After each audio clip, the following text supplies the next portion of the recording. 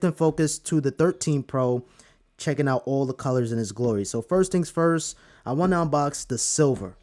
I want to see how the silver one looks. And of course, we have an all black box. Comparing that to the standard 13, we have that white box. No plastic this time around. This is the 256GB model in silver. And of course, we have this weird red tag indicating that we purchased it. And you guys like I changed the background. We're doing pro, so now we have this leather gray backdrop now. Ooh. This silver is always a classic color to go with. And of course, we have that stainless steel, frosted glass back, triple camera lens setup, which is massive. Let's peel this off. Get that out of there. No power adapter inside the box. Of course, we have our SIM ejection tool, Apple stickers, and the manual. Now, Apple tried to sell me a 20-watt power adapter. They brung it out. And I was like, nah, I have plenty of those at home. Charge test for the iPhone 13, so stay tuned for that. Gonna power this on. While that's powering up, let's unbox the Graphite. I'm debating if I should go with Graphite this time around.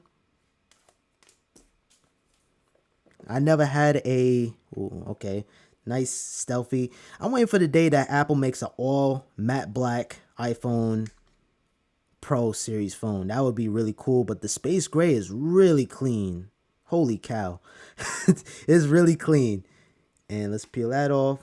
Turn it on. I might actually roll with the Graphite this year. Who knows? So far, it's my favorite color right now. And of course, same exact thing as the silver. No power plug, no headphones. Okay, let's take a look at the gold. The gold is my current iPhone 12 Pro. Oh, okay, hold up.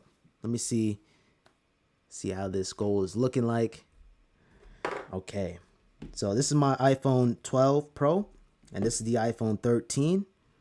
And right away, it's a little darker. It's more golder on the 13, but it's still pretty light. On the different lighting condition, it's still pretty light.